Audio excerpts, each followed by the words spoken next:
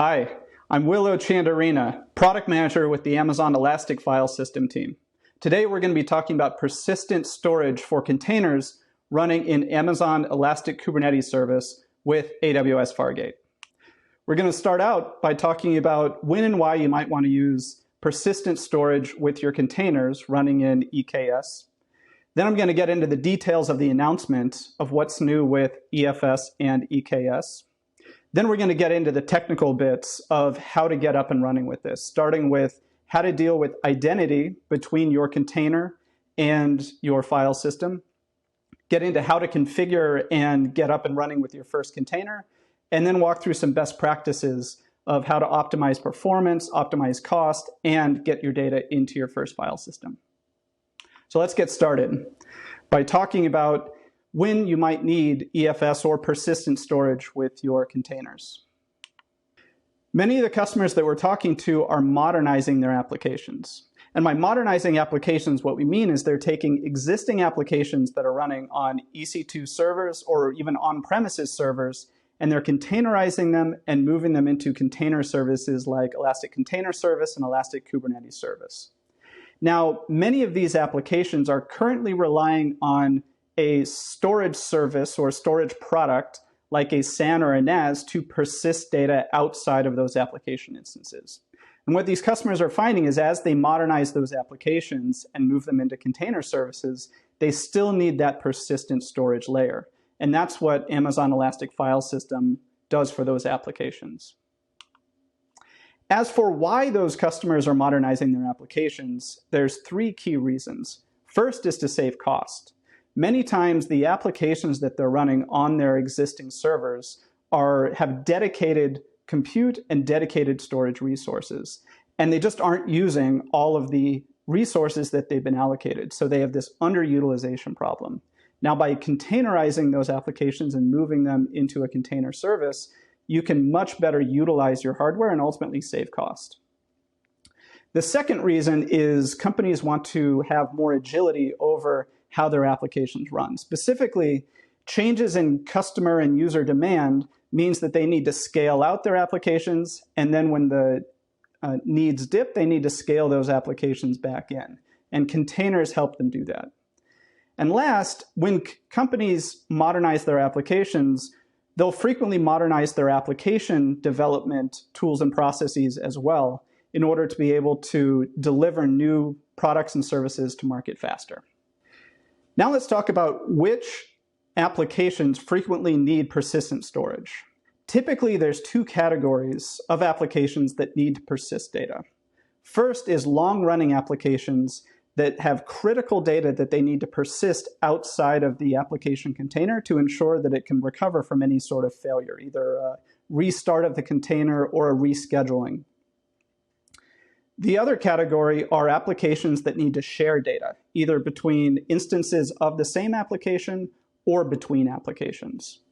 To name a few examples, there are several developer tools that require data persistence. So Jenkins, Jira, Git all need to persistently store things like source code or bug attachments or CI/CD artifacts.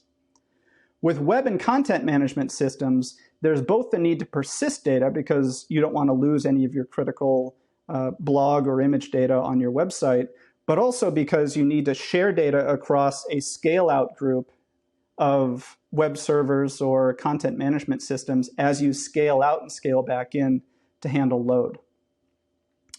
Data science teams commonly need persistent storage for one of two reasons. One is for training models using MXNet or TensorFlow on a scale-out group of containers to train those models faster, but also for the tooling that these teams use, such as Jupyter notebooks or Airflow for getting data into and out of the environment.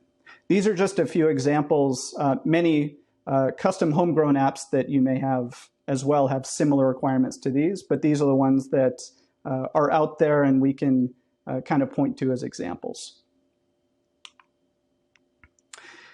So it's for these persistent storage needs with containers that motivated us to build and introduce Amazon Elastic File System.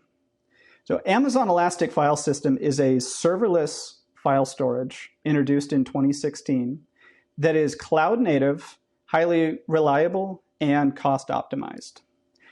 So it's cloud native for a couple of different reasons. One is it is completely elastic, pay as you go. So when you create a new file system, you don't automatically pay for anything. You only pay as you add data into that file system. So it's truly pay as you go, as you would expect from a modern cloud service. Next, EFS is integrated with the other services in the AWS portfolio that you would need to build and deploy your applications. Services like Elastic Container Service, Elastic Kubernetes Service, AWS Lambda, SageMaker, just to name a few. Next, EFS is highly reliable. And the main reason why it's highly reliable is we've designed EFS to be a regional service. So rather than deploying a file system in a single availability zone, when you create a file system, it is a regional file system. Any data that you write to that file system is written to at least 3 availability zones in your region, and it's available from all availability zones in your region, which is great for applications that need to be highly available and highly durable. And it's also easy to use from applications that just have a tendency of bouncing around between availability zones, which is often the case with containers. Last, EFS is cost optimized, not only because of the elastic pay-as-you-go nature, but also because we have 2 unique storage classes, EFS Standard and EFS Infrequent Access, which is 92% lower cost. We're going to talk a little bit later about how to use EFS Infrequent Access to optimize your storage costs. Let's talk through a couple of customer examples that have used EFS with containers in order to achieve some of their goals. Starting with T-Mobile. T-Mobile's challenge was they had applications with very spiky usage patterns. They were very dependent on which time of the month those applications were being accessed. So the big goal that they had was to move to a architecture, modernize their applications, and have them more easily scale in and scale out as user demand changed. So what they did is they adopted Kubernetes and EFS and modernized all of their applications and deployed them in that environment. And in doing so, they were able to achieve their goals of scaling up and scaling down as needed. But also they were able to cut their NFS storage costs by 70% in the process because of the better utilization they were able to get. Another example is Discover Financial. So Discover Financial was modernizing their environment for their data science team. So the goal that they had for their data science team was to be able to create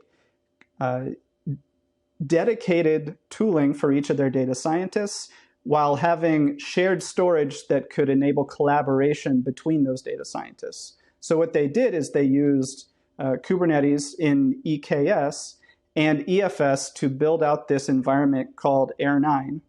And in this environment, they were able to deploy unique tools per data scientist connected to EFS home directories that allowed them to easily move data back and forth. So now let's walk through what's new with EFS and EKS. Before I get into the announcement, let's level set on the container storage portfolio so we better know what we're talking about. There's 3 categories of container service that we have in the AWS portfolio. There's orchestration services, including Amazon Elastic Container Service, ECS, and Elastic Kubernetes Service, EKS. What these services do is directly interface with developers and administrators and allow you to deploy containers, scale those containers, and manage the lifecycle of those containers. What those orchestration systems then do is launch those containers into a compute engine. And AWS offers 2 of those. One is Amazon EC2, the other one is AWS Fargate. With Amazon EC2, what you're doing is you're deploying worker instances or worker nodes into a cluster that then are eligible to have containers scheduled into them from ECS or EKS. So there's some aspect of deploying and managing infrastructure with EC2. With AWS Fargate, you don't have to deploy or manage any infrastructure. You simply deploy containers using ECS or EKS, and Fargate launches those containers and makes them available without actually making you see what's going on in the background. So it enables you to focus on your applications rather than focus on the infrastructure. And last is there's the image registry. So when you create a container, a container image gets created, you put it in ECR, the Elastic Container Registry, and then it's available for both ECS and EKS to deploy. So prior to the announcement that I'm about to talk about, Amazon Elastic File System was available for ECS, both with the EC2 and Fargate launch modes.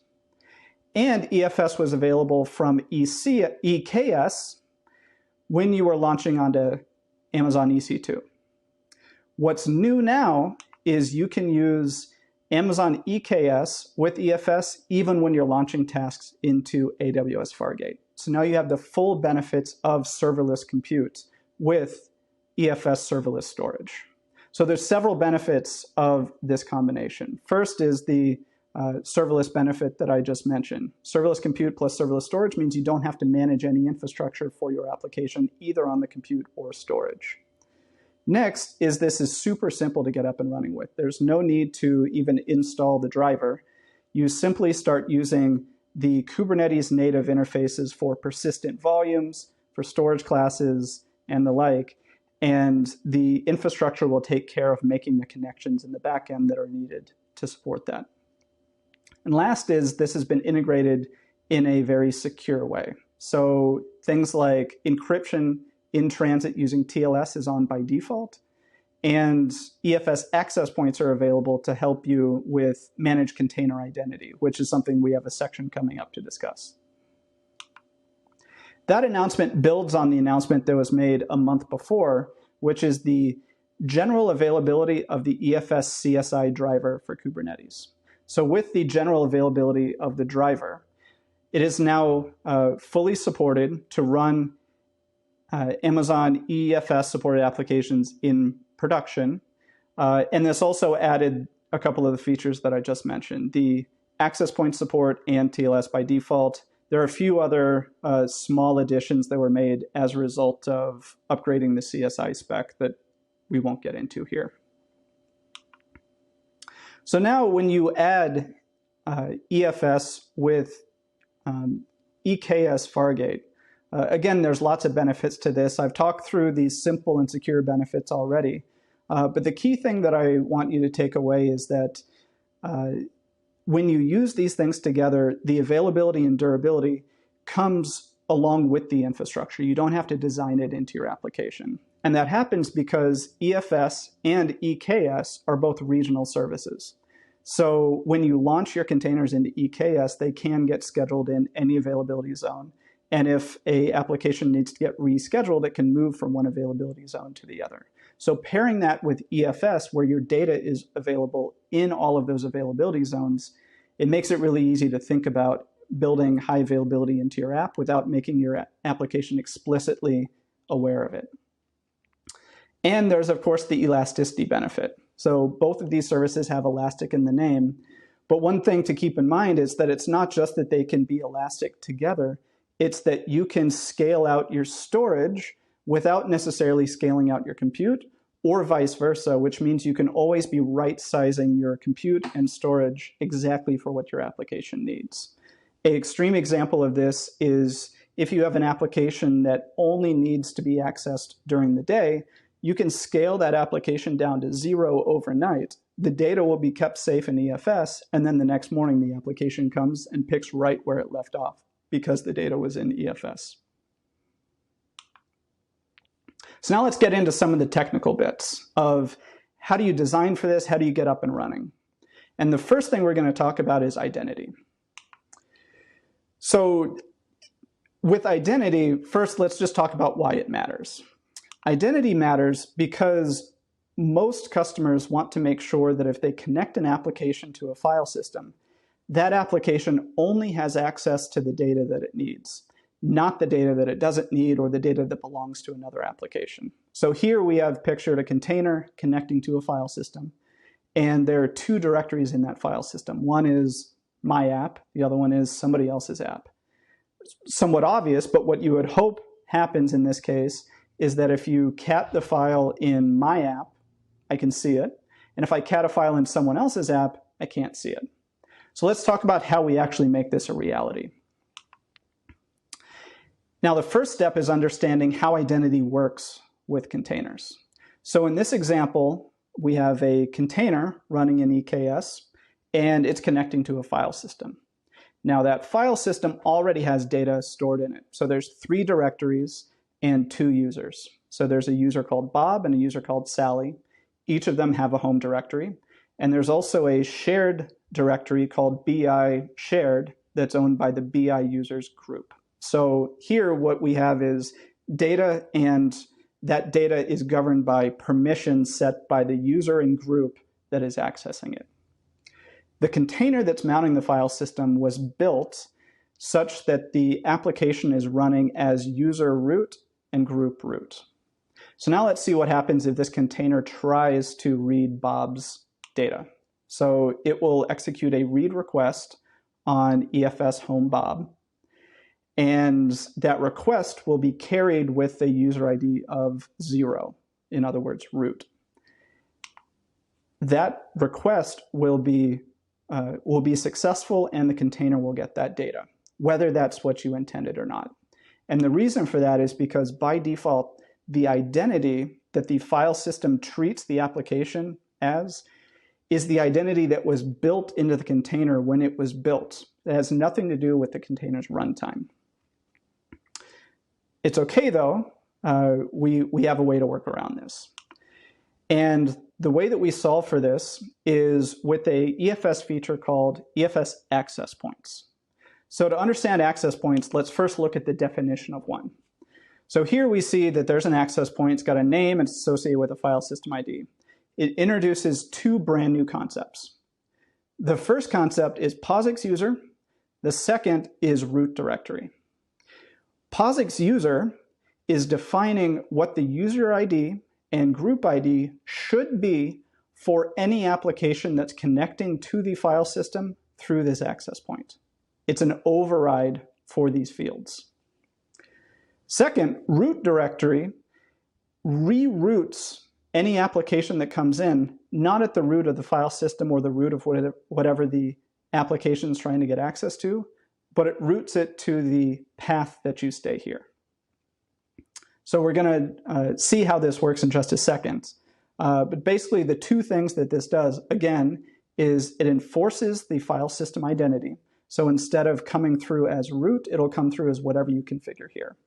And there's 2 huge reasons why you would want that. One is for any application that was built as root, you want to de-escalate that access so that it only gets what you want it to get. And second is oftentimes containers will be built to run as some arbitrary user ID. And that user ID may have no access to anything in the file system and get a big access denied when it connects. So you can also override that to ensure that it has enough access for the data that it needs. Next is it creates an application-specific directory inside the file system. So not only does it root the application in a specific directory, but it can create it on your behalf if it doesn't already exist, and it can preset the permissions on that directory to ensure that only this access point can read and write data from that directory. Previously, you might have had to use an external provisioning system or even spin up an EC2 instance to make dir, change mod, and do other things to set this up. But now you can do it directly through the access point, so you can just provision EFS and then provision your container. This shows how the interaction between your application and file system work when you use an access point. So you see here that same application we had earlier is trying to do a read operation as user ID 0. It passes through that access point, and then what EFS treats it as is user ID of 123, which is what you've configured. So essentially this lets you instead of trusting the user at build time of the container, it now lets you do a storage side runtime configuration of user identity, which allows you to really control how this works. So there's a couple of use cases for EFS access points. The first one is the one that we've been talking about, so enforcing user identity to ensure that applications have access to the data that they need. Another use case that's often used for access points is just the simple sharing of a single file system with multiple applications. So in this case, you would first create a file system. You'd create some number of access points where each access point has a different user and a different home directory.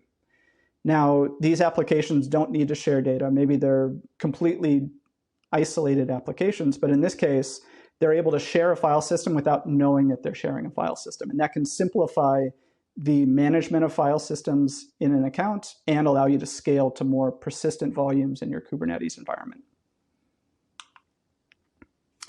So now that we've talked through how to think about identity, let's apply that concept and actually configure a persistent volume and launch a pod. Let's start out by talking through some of the concepts of how to configure storage in a Kubernetes environment. So there is a concept called the Container Storage Interface, or CSI, which is a standard interface that Kubernetes has for interfacing with any kind of storage, whether it's block, file, on AWS, or not. And what we've done in the Amazon EFS world is we've implemented an Amazon EFS CSI driver, which implements all of the things that a CSI driver should do in a way that's specific to EFS. So now you can interact with EFS without directly interfacing with EFS. You just do it through Kubernetes concepts. And those Kubernetes concepts are storage class, persistent volume, and persistent volume claim. And rather than define them too much here, let's walk through the example that helps a lot more. So let's just start with the process flow. So in large Kubernetes environments, often what you'll have is you'll have people acting as administrators of the Kubernetes cluster that provision the core constructs that developers are going to need to deploy apps. And then you have the developers that come in and actually deploy those apps. So in this case, often what would happen is you have an administrator type person creating a storage class. And in this case, a storage class is nothing more than giving a name to something and saying that this name is going to be satisfied by the EFS CSI driver. And then they would configure some number of persistent volumes. So they would build a pool of persistent volumes that are backed by EFS file systems inside that storage class. So far, we just have a bunch of persistent volumes. They aren't actually supporting any applications. So now when the developer comes along and they want to deploy an application, the first thing that they do is they create what's called a persistent volume claim, which basically says that they want some storage. And the Kubernetes scheduler is going to satisfy their request for a claim from the pool of persistent volume. So it will match that request to a persistent volume that matches whatever they're requesting. And then once the persistent volume claim exists, that developer can launch a pod that references that claim, and now their application has persistent storage. Now, to actually configure these things to make it work, in some cases, you would have to install the drivers. So if you're running EKS on EC2, there's a one-step installation step of applying this driver, which basically downloads the CSI driver pod and runs it on all of your Kubernetes worker hosts. With Fargate, we take care of that for you. So you can jump straight to configuring it when you're using Fargate. So now the administrator type steps of creating the storage class and persistent volume starts with, like I mentioned, you create a storage class, and the only thing that you do here is you give it a name, because you're going to reference that name later, and you're going to say that this storage class is backed by the EFS CSI driver. That's it. It's a pretty simple configuration. Next, you would create a persistent volume. Now, the persistent volume is the place that actually links the Kubernetes storage configuration to a specific file system on the back end. And you can see that happening in the CSI part of the definition. So you see there that, again, we're referencing the driver, and there's a field called volume handle. And volume handle is the specific linkage from the persistent volume back to the EFS file system that backs it. You'll also see that there's storage class name, so that's what links this persistent volume with a specific storage class. Now, volume handle is something that's changed recently.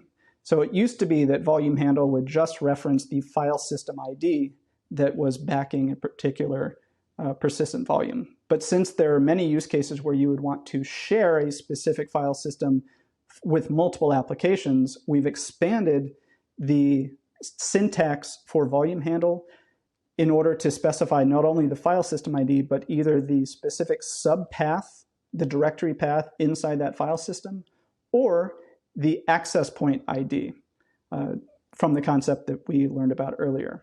So some examples of that are you can mount a subpath with file system ID colon path ID or path name. You can mount an access point, which is actually going to be the most common way that you're going to use this, of file system ID colon access point ID, or you can do all three. So now once you've created your storage class and you've created some persistent volumes to serve in the pool of that storage class, now the developer would come along and they would make a persistent volume claim. And what you'll see here is the only thing that they have to do to link that claim with a type of storage is to give the name of the storage class. So in this case, when you launch this persistent volume claim with this storage class, what Kubernetes is going to do is see, are there any available persistent volumes in that storage class? And if so, it will link it with this particular persistent volume claim.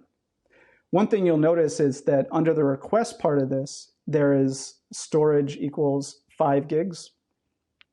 This is used with other CSI drivers to decide how to match your persistent volume claim to a specific persistent volume. So in some cases, a persistent volume will only have 100 gigabytes of storage, and you might want 200 gigabytes. So by specifying how much storage you need, it'll more accurately match you to a persistent volume. With EFS, since the storage is completely elastic, we actually ignore this field because any persistent volume can grow to any size. So it makes it a lot easier to pre-provision these things and not have to think about them. And then we're ready to launch our pod. So there are lots of different ways you can configure the exact pod definition, but here you see how you would link it with your persistent volume. So you would reference the persistent volume claim name, and then for volume mounts, you would say where inside the container you would want the volume to be mounted. So in that case, if you are using EFS for logs, you would mount it to your logs directory. If there's database outputs, you can map it to your outputs directory. Anything that's application specific, you can configure there.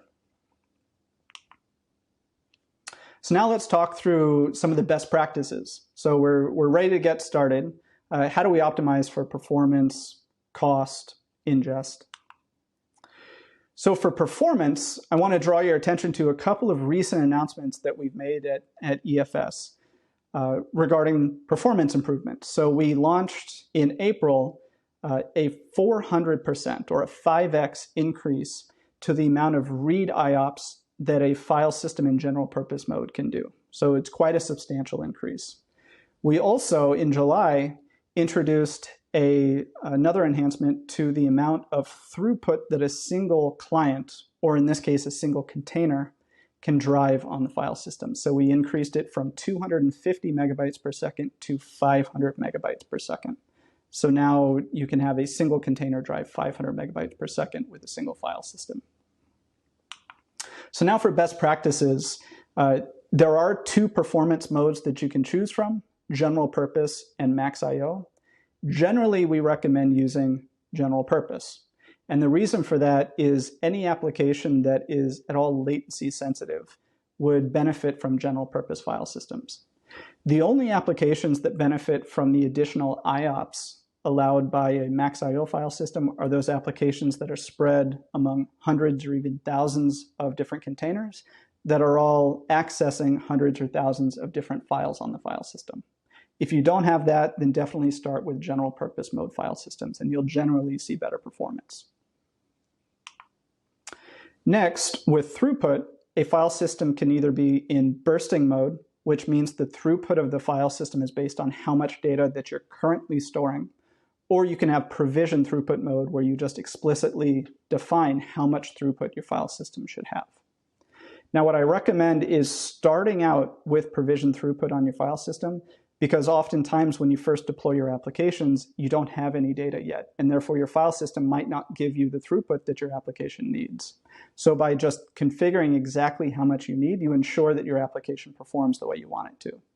Now, the nice thing about the way that provision throughput works is if at any point you start storing enough data that the amount of throughput we would have given you anyway is equal to or more than your provision throughput amount, we'll give you the higher of the two. And you'll never pay for provision throughput that you would have gotten anyway. So we only charge you the difference between what you would have been entitled to and what you provision. So it's really easy to switch between the two as you need to for your application. And last, always make sure that you're monitoring your file systems using CloudWatch. There's a link here for a sample dashboard that we have on GitHub, complete with alarms for making sure that you're not running out of burst credits or you're not hitting the throughput limit of your file system. So definitely recommend getting started with that so you can optimize your performance. Oftentimes, customers that are getting started ask whether they should use EFS or EBS for a specific application. Now, ultimately, this depends on the details of the application, but the general guidance that we can give you is that EFS is appropriate when you have an application that you want to be mobile across availability zones, or that you want to scale out across different availability zones. And that's because EFS is a regional service, while EBS is a per availability zone service.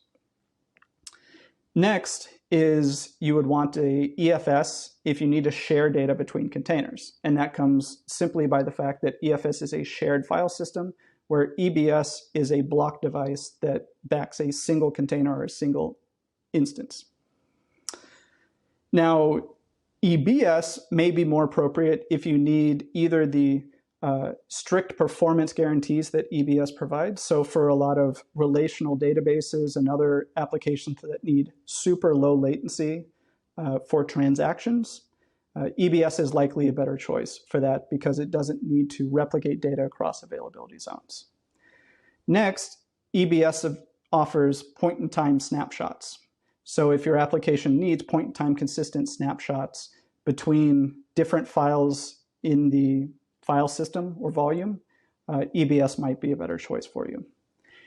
There's a third choice as well, FSX for Lustre, and that might be appropriate for you if you're running a job-based application. So maybe you're doing simulation jobs or other high-performance computing jobs that need access to a very high amount of throughput for a period of time while the job runs, and then can scale back down after that. If your application looks like that, definitely look at FSX Lustre. Now for optimizing cost. I mentioned earlier that with EFS, we have EFS Standard, which is the performance class optimized for data that you are often accessing, reading, and writing. We also have EFS Infrequent Access, which is designed for data that you aren't frequently accessing, and it's 92% cheaper. Now, the way that we orchestrate these two classes together is with a feature called EFS Lifecycle Management. So with EFS Lifecycle Management, you can configure a policy that defines at what timeout a particular file that has not been read or written is eligible to move from EFS Standard to EFS Infrequent Access. So for instance, you can set your lifecycle management policy to 14 days, and any data that you haven't read or written for 14 days will transition to EFS Infrequent Access. Now, after it transitions, the metadata is still kept alongside all of the other EFS metadata, which means the files will still appear in an LS. You can still read the files, you can still write the files. The performance characteristics may change a little bit, but most importantly, you'll save a lot of cost on those files. So definitely recommend checking that out. Most customers are able to achieve blended price of 8 cents per gigabyte month or less using this. Next, many of the applications that you're deploying in containers are going to be actively reading and writing data, and you never want to be in a situation where that application, due to a bug or a misconfiguration or something, accidentally deletes data that it needs. So a really simple way to protect against this is by using a service called AWS Backup.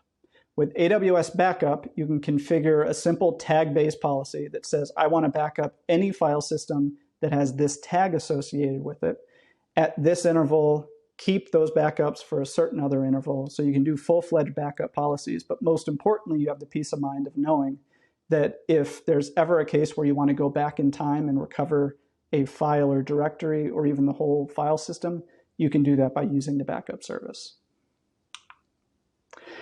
And last, you may be wondering, how do I get data from my existing SAN or NAS device on premises into my EFS file system? And the solution for that is a AWS service called AWS Data Sync. With AWS Data Sync, it's a fully managed service where you can just deploy an agent into your on-premises environment that will discover your existing storage, and it will migrate that data either one time or incrementally into AWS storage services like EFS or S3. And now that can enable you to do an application migration from on-premises into AWS. And what some users have figured out is they start out by migrating all of their data in, and for the times they still need to access that data from on-premises, they can just go directly to EFS across their Direct Connect or VPN or however else they're connecting from their on-premises infrastructure into AWS.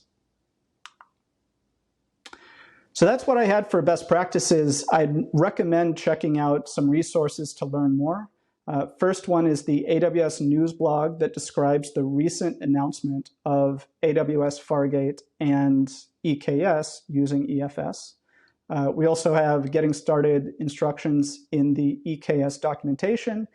And if you want to get started with a specific use case, we have a blog on how to launch Jenkins using EKS and EFS. Thank you so much for watching. Happy containerizing, and thank you.